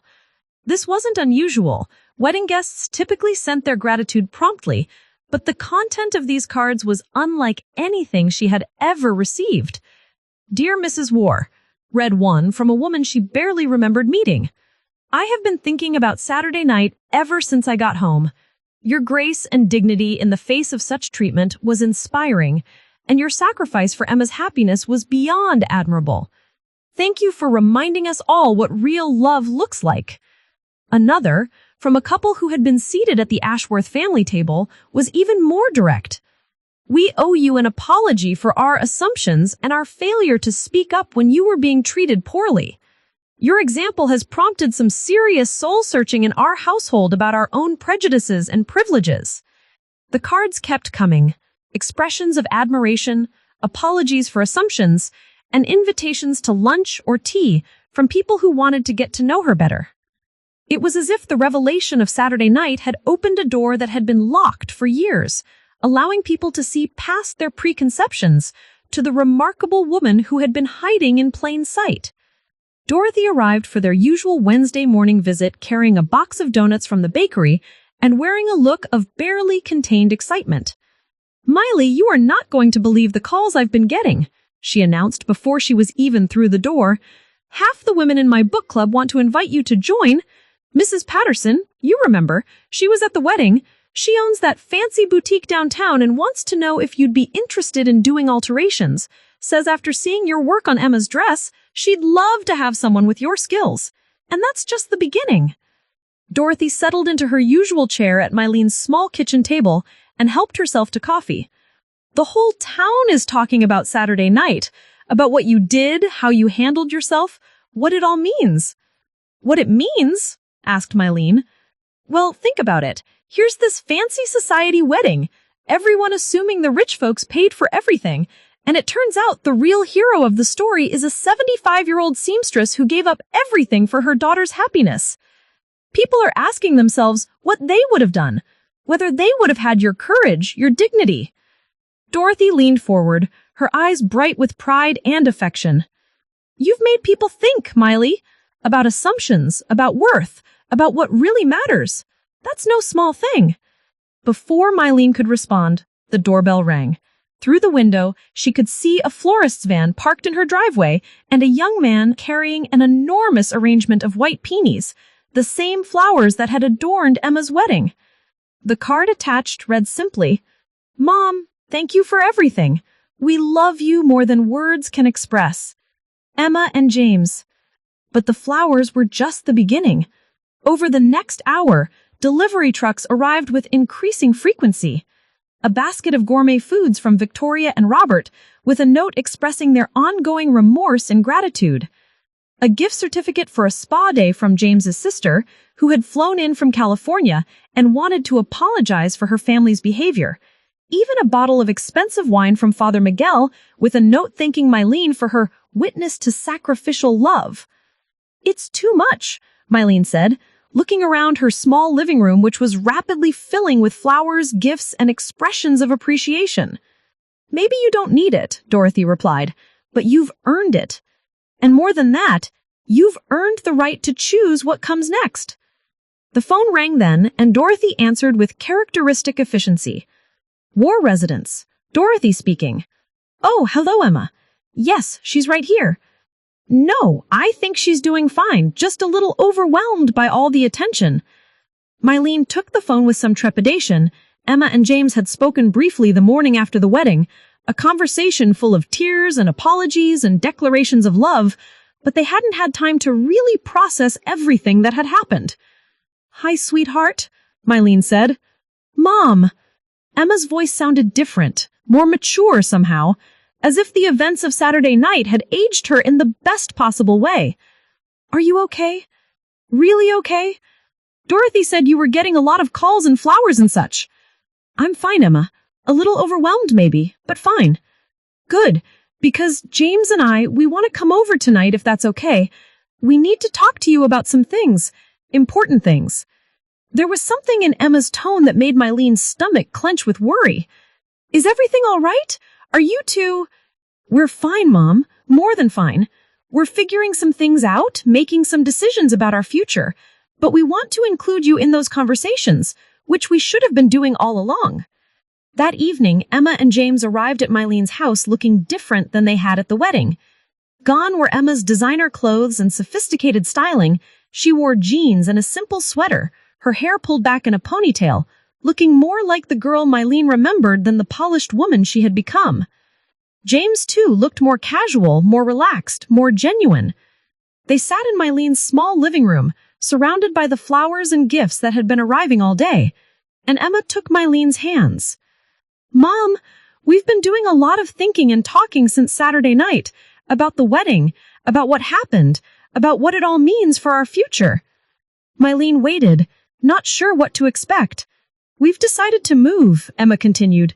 Not far, maybe to Hartford or one of the smaller towns nearby, somewhere with a lower cost of living, where we can have a real relationship with you, where I can remember who I used to be before I got so caught up in trying to fit into James's world. James nodded in agreement. I've been offered a position with a smaller firm, less prestigious maybe, but more meaningful work, and a chance to build something real rather than just maintaining fancy connections. But what about your apartment in Manhattan? Your life there? Mylene asked. That apartment never felt like home, Emma admitted. It felt like a stage set for the life I thought I was supposed to want, but Saturday night showed me what I really value, what I really want. She looked around Mylene's modest living room, at the furniture that had seen decades of use, the family photos covering every surface, the evidence of a life lived fully even on limited means. I want what you had with Dad, Emma said. A real partnership built on love and shared values, not on social expectations or financial ambitions. James leaned forward, his expression earnest. Mrs. Woore, we also want to talk about your financial situation. Emma told me about the reverse mortgage, about— People have been very kind, Mylene replied carefully. Victoria sat on the edge of the couch, clutching her package. Mrs. Woore, I came here because I needed to say some things to you privately. Things I couldn't say properly in front of all those people on Saturday. She took a shaky breath. I have spent the last 3 days examining my life, my values, my behavior. It has not been pleasant. Robert and I have been to see our pastor. We've been talking to a counselor. We've been doing the hard work of figuring out how we became the kind of people who could treat you the way we did. Mylene waited silently. What I discovered about myself, it's not pretty. I realized that I've spent my entire adult life defining my worth by exclusion, by who I could keep out, who I could look down on, who I could consider beneath me. I thought that's what class was, what sophistication meant. Victoria's voice was barely above a whisper now. But Saturday night, watching you handle my cruelty with such dignity, seeing the love you had poured into every detail of that wedding, I realized that I don't know anything about real class, real elegance, real worth. She held out the package with trembling hands. This belonged to my grandmother. She would have loved you, Mrs. Woore. She came from very modest circumstances herself, though our family doesn't like to remember that. She always told me that true breeding shows itself in how you treat people who can't do anything for you. Mylene unwrapped the package to find a delicate pearl necklace, clearly antique and obviously valuable. I can't accept this, she said immediately. Please, Victoria said, tears beginning to flow. I need you to have it. I need to give you something that matters to me, something that represents the values I forgot, but that you never lost. The two women sat in silence for several minutes, both processing the complexity of forgiveness, redemption, and the possibility of genuine change. Mrs. Ashworth, Mylene said finally, I appreciate your apology, and I can see that you're genuinely sorry. But apologies are just words unless they're followed by different actions. Victoria nodded eagerly. You're absolutely right. which is why Robert and I have decided to make some changes. We're stepping back from some of our social obligations, the ones that were really about exclusivity rather than community service. We're volunteering at the food bank, the homeless shelter, places where we can actually help people rather than just congratulating ourselves on our generosity. She paused, then continued with obvious difficulty. We're also examining our finances, looking at ways we can use our resources to actually make a difference rather than just maintaining our lifestyle. And we're in family counseling, trying to understand how we raised a son as good as James, despite our own shortcomings. As Victoria prepared to leave, she turned back to Mylene with one final thought. Mrs. Woore, I want you to know that Emma and James' decision to move closer to you, to build a simpler life, we support it completely. Robert and I realize that we need to earn our place in their lives, just as we need to earn your forgiveness. After Victoria left, Mylene sat in her quiet living room holding the pearl necklace and thinking about redemption, forgiveness, and the possibility that people could actually change. The events of Saturday night had set in motion a series of revelations and reckonings that were still unfolding, still reshaping relationships and challenging assumptions. Her phone rang again. Another invitation, another expression of support, another opportunity to engage with a community that was finally ready to see her as she truly was. For the first time in years, Mylene Woore felt like her story was just beginning. 6 months later, Mylene stood in the sunny front room of her house, which had been transformed into a small but thriving alterations business. The space that had once held Harold's old recliner and her collection of romance novels now housed a professional sewing machine, a dress form, and racks of clothing belonging to clients who had sought her out based on recommendations from what Dorothy jokingly called the wedding incident. The work was more satisfying than anything she had done in years. Instead of the repetitive factory labor that had sustained her for decades, she now worked on individual pieces, taking in a bridesmaid's dress for a nervous teenager, hemming pants for a businessman who appreciated her attention to detail, creating custom alterations for women who wanted their clothes to fit as if they had been made just for them. The financial stress that had characterized her life for so long had largely evaporated. Emma and James, true to their word, had used Victoria's wedding gift to pay off the reverse mortgage and re-establish Mylene's savings account. More than that, her new business was generating steady income, and she had received several offers to work with upscale boutiques in Hartford and New Haven. Mrs. Woore, called a voice from the front door, I'm here for my 3:00 appointment. Mylene looked up to see a young woman about Emma's age holding a wedding dress that clearly needed extensive alterations. Of course, dear. Come in, come in. As she worked with the bride-to-be, listening to her vision for the dress, discussing options for making it uniquely hers, Mylene reflected on how much had changed since Emma's wedding day. The revelation that had felt so devastating at the time had actually opened doors she never could have imagined. The afternoon's work was interrupted by the sound of a car pulling into her driveway. Through the window, she could see Emma getting out of her Honda Civic, the practical car she and James had bought to replace his BMW when they had moved to a modest apartment in West Hartford. Mom, Emma called as she came through the front door, her arms full of grocery bags. I brought dinner supplies. James will be here around 6. He's stopping by his parents' house first. This had become their routine. Weekly family dinners at Mylene's house, a tradition that had started tentatively in the weeks following the wedding, but had quickly become the highlight of everyone's week. Even Victoria and Robert had been included after a few months, once the initial awkwardness had subsided and genuine relationships had begun to develop. Emma began unpacking groceries in the small kitchen, chatting about her new job as a social worker with a nonprofit organization that provided services to low-income families. It was work that paid far less than her previous position, but gave her a sense of purpose she had never experienced in the corporate world. How was your day? Emma asked as she stirred the pasta sauce. Good, Mylene replied, tidying up her workspace. Mrs. Patterson stopped by with 3 more dresses for the boutique, and I finished the alterations for the Henderson girls' prom dress. Oh, and Dorothy wants to know if you and James are free Saturday evening. She and Frank are hosting a dinner party and want to introduce James to some people from the community college. This had also been part of the new normal, the gradual integration of Emma and James into Mylene's social circle, relationships built on genuine connection rather than social ambition. James, to everyone's surprise, had discovered a talent for teaching and was considering a career change from corporate law to education.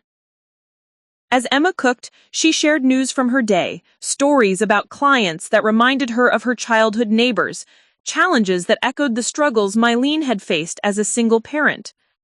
The conversation was easy, natural, free from the tension that had characterized their relationship during her years of social climbing. "Mom," Emma said as she stirred the pasta sauce, "I wanted to ask you something.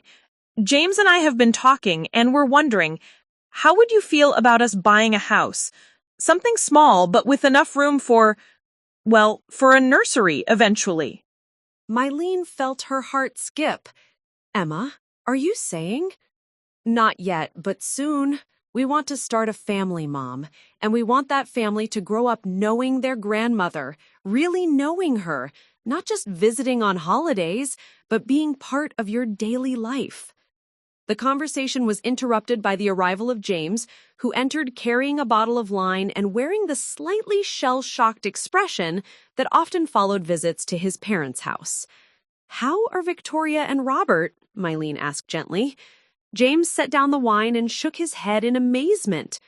"Different. Really different. Mom has started volunteering at the literacy center downtown, and she's actually good at it.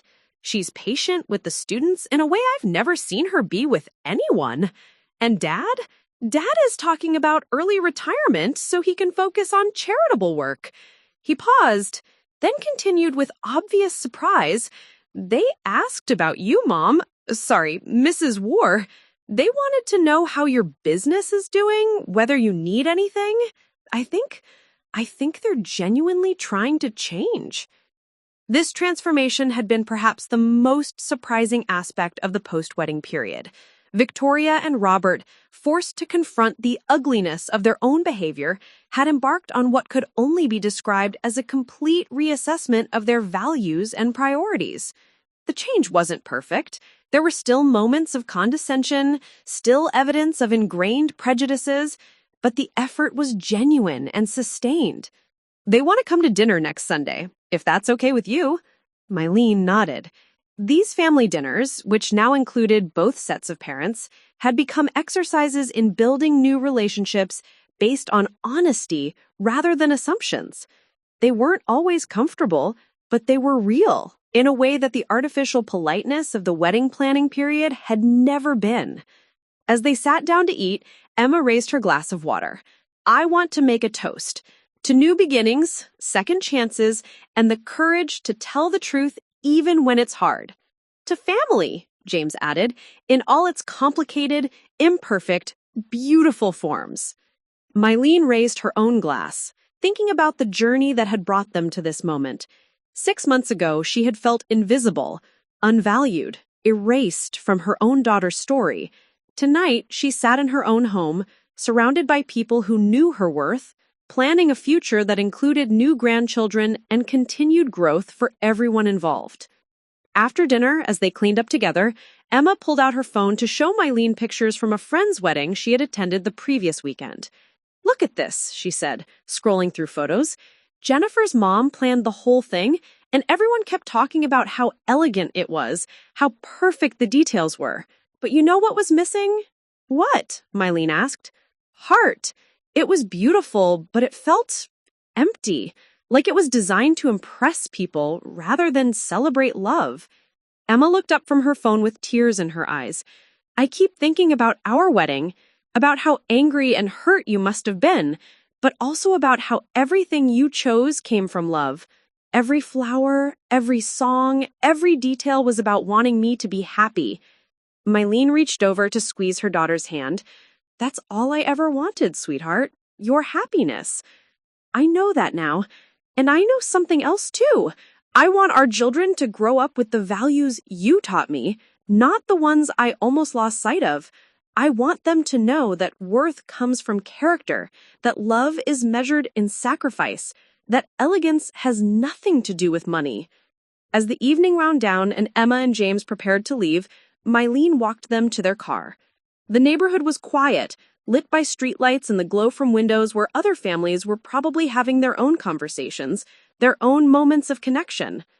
"Drive safely," she said, hugging them both goodbye.